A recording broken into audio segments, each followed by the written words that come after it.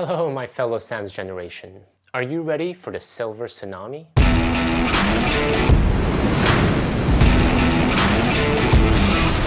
No, not that one. I'm referring to this one. The Silver Tsunami, also known as the Gray Tsunami, is all about the aging population. Think of grandma, grandpa, and our aging parents. There's a huge wave of them coming, and honestly, I don't think we're ready. And I'm especially concerned because as the Sandwich generation, it's going to impact us much harder than we think. Hi, if you're new to the channel, my name is Tay from Financial Tortoise, a channel dedicated to helping the Sandwich generation reach financial security. In this video, I want to talk to you about the Silver Tsunami, what it is, why we should care, and what can be done about it.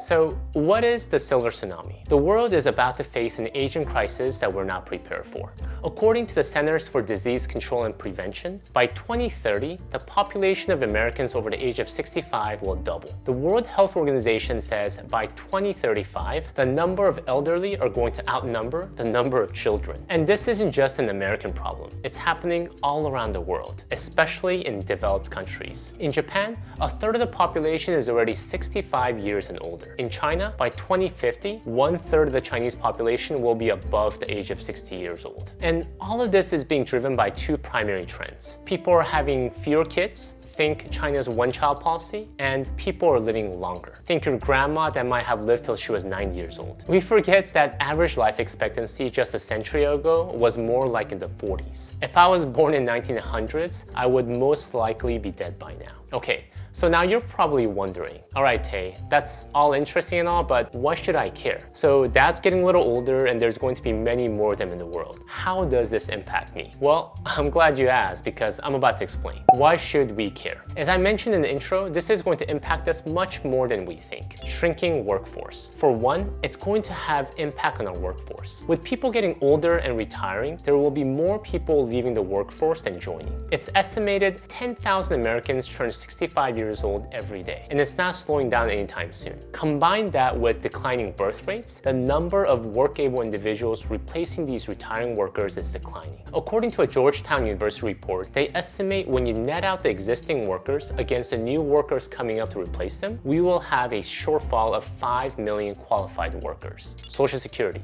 The future of Social Security is another area of economic concern. According to the 2021 Social Security Trustees report, the Social Security program is currently running a deficit, which means it's spending more money than it's bringing in, and it's projected to hit insolvency in 13 years by year 2034. As a member of the workforce, we all pay into Social Security via our payroll tax. This is used as revenue to fund the Social Security program, which gives pensions to current beneficiaries. I'm a big fan of the Social Security program, given that both my parents are recipients of it, and it plays a huge role in giving them a level of financial security. However, the reality is that with less people working and the aging population living longer, unless something is done to fix the system, the money will run out. It's just simple math. And the few solutions proposed are not comforting. People will either need to get their pensions reduced or receive them later in life, forcing them to work longer. But is this even possible? Let's take a look at healthcare. Impact on healthcare. We all know a good doctor is a foundation to maintaining good health. However, the US doesn't have enough geriatricians, and this isn't in the future. Currently, right now as we speak, we don't have enough of these doctors that specialize in helping the elderly people. With the growing aging population, the gap is just going to continue to grow. And I don't blame medical students that shy away from going to geriatrics. Geriatricians are highly underappreciated for what they do, and their paychecks reflect that. Compared to specialties like radiology or dermatology, geriatricians earn approximately half in salary. Without these specialists, the burden will shift more to primary care physicians who are already overworked and stretched thin. Let's talk about how it will impact you specifically, the Sandwich generation. But first, if you're enjoying this video and you want to learn more about personal finance and navigating life as the Sandwich generation, I would appreciate it if you could subscribe and hit the like button because that would really help out the channel.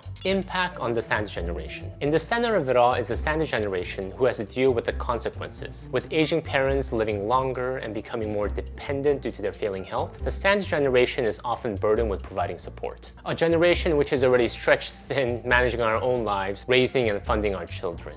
We need to be present for our parents who are at their most vulnerable stages in their lives, whether emotionally, physically, or sometimes even financially. So what can we do? Now that I've gotten you all depressed, you're probably asking, so what, Tay? You make it sound like the world is coming to an end. So what do you want me to do about it? Well, the first thing for us is to realize that this challenge is not going to go away just by avoiding reality. We must recognize that this is going to be a problem and it's going to impact all of us. So either we can educate ourselves and be best prepared for it, or just bury our head in the sand. I would prefer the former. Multi-generational homes. An option that my wife and I somewhat reluctantly got into is a multi-generational household. My wife and I have lived with my aging parents and our 2 little children for the past 8 years, and it has helped not only my parents, but us tremendously in making positive forward movements in our lives. You can learn more about some of the benefits of a multi-generational household here. It will get harder for the elderly to take care of themselves as they get older. They could be financially stable, but may feel emotionally isolated. They could be doing well emotionally, but need help physically. Regardless, as the saying goes, it takes a village to raise a kid. The same saying could apply to our aging parents and the elderly population. By living in a multi-generational household, we could all mutually benefit from having caring family members close by. What do you think of this idea? Do you think a multi-generational home is something that could be part of the wider trend? Please tell me your thoughts in the comments below. I'd love to hear more about it. Turn to robots? Get down.